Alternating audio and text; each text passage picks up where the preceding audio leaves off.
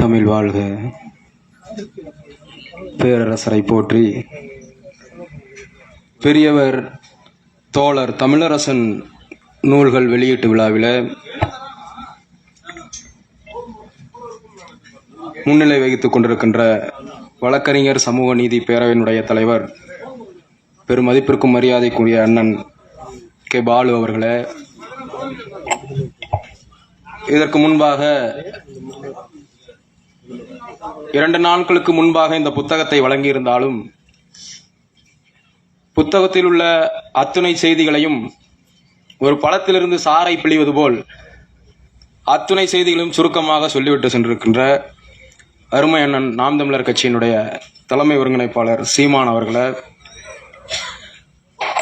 இந்த நிகழ்வில் எனக்கு முன்பாக பேசி அமர்ந்திருக்கக்கூடிய அண்ணன் தடா ரஹீம் அவர்களே, பேசவிருக்கின்ற அண்ணன் தமிழ்நாடு கொங்கு இளைஞர் பேரவையினுடைய தலைவர், மதிப்பிற்கும் மரியாதைக்குரிய அண்ணன் தனியரசு அவர்களே,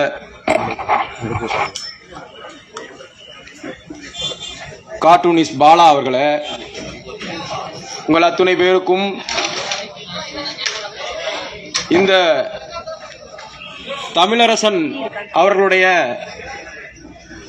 நூல் வெளியீட்டை மிகவும் கச்சிதமாக இந்த அவருடைய நினைவு நாளிலே கொண்டு வர வேண்டும் என்று ஒரு ஆகச்சிறந்த அர்ப்பணிப்பு பணியை அண்ணன் கௌதமன் அவர்கள் முன்னெடுத்த போது, நீங்கள் இதிலே கலந்து கொள்ள வேண்டும், உங்களது கட்சி சார்பாக இந்த நிகழ்விலே நீங்கள் கலந்து கொள்ள வேண்டும் என்று சொல்ல போது, தலைவர் அவர்கள் தான் இந்த நிகழ்விலே கலந்து கொள்வதாக இருந்தது.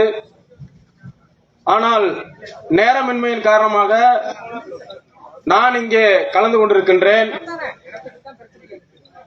தோழர் தமிழரசன் அவர்களுடைய நூல்கள் வெளியீட்டு விழா மட்டுமல்ல, தமிழ் தேசியம் சார்ந்த எந்த முன்னெடுப்பை அண்ணன் கௌதமன் அவர்கள் எடுத்தாலும் அதிலே தமிழர் தேசம் கட்சி முன்னணியாக நிற்கும் என்பதை இந்த இடத்திலே அவர்களிடத்தில் சொல்லிக்கொண்டு, தோழர் தமிழரசன் அவர்களை பற்றி தெரிந்து கொள்வதற்காக இன்னும் அதிகமான புத்தகங்கள் தேவை.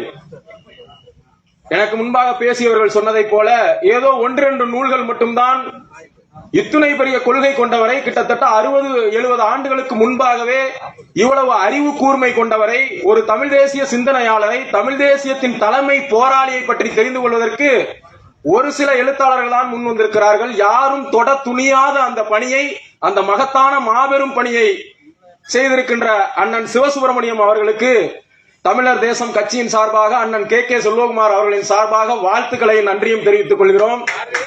இங்கே இந்த புத்தக வெளியீட்டை நடத்துவதற்காக காவல்துறையிலிருந்து சில நெருக்கடிகளை கொடுத்தார்கள் என்று அண்ணன் கௌதமன் அவர்கள் பதிவு செய்தார். இங்கே ஏறத்தாழ ஒரு 200-300 பேர் நாம் கலந்து கொண்டு இந்த நிகழ்வை இந்த புத்தக வெளியீட்டு விழாவை நடத்தி கொண்டிருக்கின்றோம். அண்ணன் கௌதமன் அவர்கள் இசை உதவித்தால், ஆசிரியர் அவர்கள் இசை உதவித்தால், இந்த புத்தகத்தினுடைய மறுபிரதியை திருச்சியிலே 1000 பேர்கள் மத்தியிலே நாங்கள் வெளியிட தமிழர் தேசம் கட்சி தயாராக இருக்கிறது என்பதை அண்ணனிடத்திலே பணியோடு தெரிவித்துக் கொள்கிறேன். தோழர் தமிழரசன் அவர்களுடைய கொள்கைகளை வெகுஜன மக்களிடத்திலே கொண்டு சேர்க்க வேண்டும். தோழர் தமிழரசன் என்று சொன்னால் உடனடியாக மருதையாற்று பால வெடிகுண்டு அந்த சம்பவத்தை தான் நினைவு கூறுவார்கள். மக்களுக்காக போராடுகிற அனைவரையும் தீவிரவாதிகளாகவும் நக்சல்பாரிகளாகவும் அடையாளப்படுத்துவதுதான் ஆதிக்க சக்தியினுடைய வேலை. இன்றைக்கு கூட இந்த சமூக மக்களுக்காக போராடுகிற நாங்கள் எல்லாம் கண்காணிக்கப்படக்கூடியவர்களாக காவல்துறையால் வைக்கப்பட்டிருக்கிறோம். இது தலைவர்கள் எல்லாத்துக்கும் தெரியும். அப்படி தோழர் தமிழரசன் அவர்களை இந்த மக்களுக்கு எதிரானவர் என்று எப்படி நுட்பமாக மாற்றி இருக்கிறார்கள் என்றால்,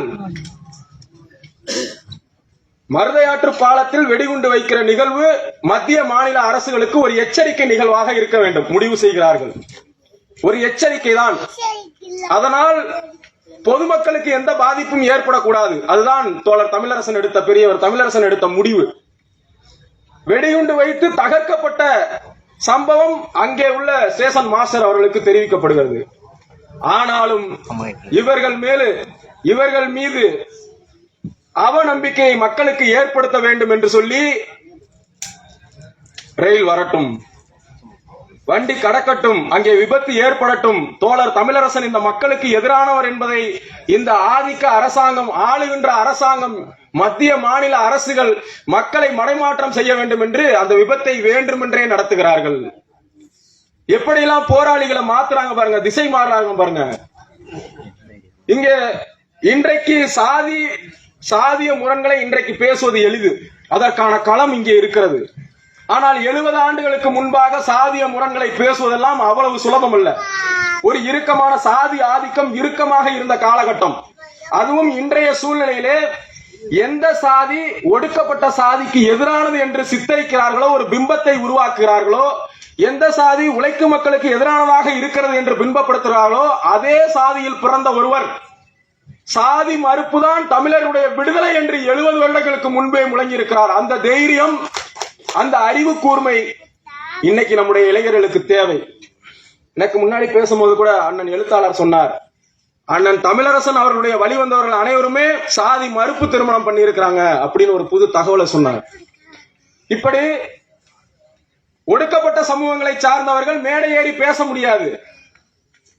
அப்படி இருந்த காலகட்டத்தில் தன்னுடைய முதல் பொதுக்கூட்டத்திலேயே ஒடுக்கப்பட்ட சமூகத்தை சார்ந்தவரை பேச வச்சிருக்கார். அப்படிப்பட்ட ஒரு உன்னதமான போராளி. இந்த இந்திய தேசம் என்பதே தேசிய இனங்களுடைய சிறை கூடம் அப்படின்னு சொல்லியிருக்காரு.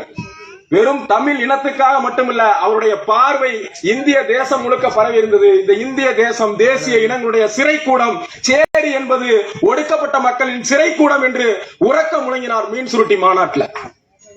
அதனால அப்படிப்பட்ட சிந்தனைவாதியை நாம் மக்களிடத்திலே கொண்டு சேர்க்க தவறிவிட்டோம். இந்த தலைமுறை தவறிவிட்டோம். நிறைய நூல்கள் வெளிவந்திருக்கணும்.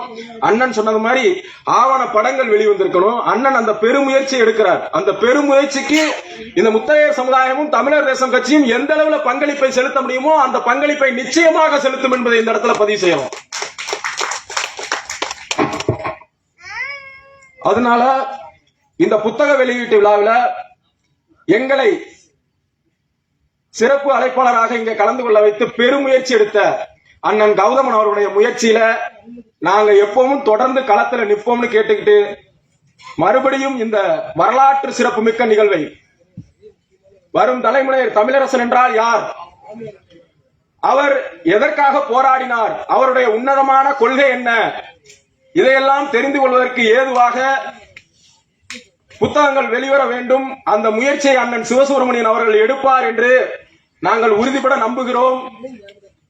இன்றைக்கு தேசிய ஒருமைப்பாட்டை பேசினால், அதாவது தேசிய இனங்களுடைய பிரச்சனையை பத்தி பேசினா எப்படி தேசிய ஒருமைப்பாடு கெட்டுவிடும் என்று யாரும் பேச மாட்டேங்கிறாங்களோ, அதுபோல சாதிய முரண்களை பத்தி பேசினால் தமிழ் தேசியம் கெட்டுவிடும், தமிழ் தேசிய ஒருமைப்பாடு கெட்டுவிடும் என்ற எண்ணத்திலே சாதிய முரண்களை யாரும் பேச துணிய மாட்டாங்க அவ்வளோ எளிதில. ஆனா அந்த சாதிய முரண்களை களையாது தமிழ் தேசியம் என்பது வெல்லாது என்பதை 70 வருடங்களுக்கு முன்பாகவே தோழர் தமிழரசன் அவர்கள் உணர்ந்திருந்தார். அந்த கொள்கையை மக்களிடத்திலே கொண்டு போய் சேர்க்க வேண்டிய உன்னதமான பணி நம்மிடத்திலே இருக்கிறது. அந்த தலையாய கடமை நம்மிடத்திலே இருக்கிறது. இந்த புத்தகத்தை வெளியிடவும் இதை ஒருங்கிணைக்கவும் முழு உரிமையும் முழு தகுதியும் அண்ணன் கௌதமன் அவர்களுக்கு இருக்கிறது. ஏனென்று சொன்னால் தோழர் தமிழரசன் அவர்களுக்காக தன்னுடைய 13 வயதிலேயே சிறு வயதிலே காவல் நிலையம் வரை சென்று வந்தவர். எனக்கு சில தகவல்களை அனுப்பினார். அந்த தகவல்கள் பார்த்தா, ஒரு போராளியை பாதுகாத்தோம் சொன்னோம்னா, ஒரு போராளிக்கு அடைக்கலம் கொடுத்தால் கூட எவ்வளவு பெரிய இன்னல்களுக்கு இந்த ஆளுகின்ற அரசாங்கத்தினால எவ்வளவு பெரிய இன்னல்களை சந்திக்க நேரிடும் என்பதை அவருடைய நிஜ வாழ்க்கையில் உணர்ந்தவர். அந்த வகையில அண்ணன் அவர்களை மறுபடியும் திருச்சி பகுதியிலே நீங்கள் இந்த நிகழ்ச்சியை நடத்த வேண்டும், அதற்கான முழு ஏற்பாட்டையும் நாங்களே கவனிக்கிறோம் என்று சொல்லி நன்றி விரைவிருக்கிறேன். நன்றி, வணக்கம். தோழருக்கு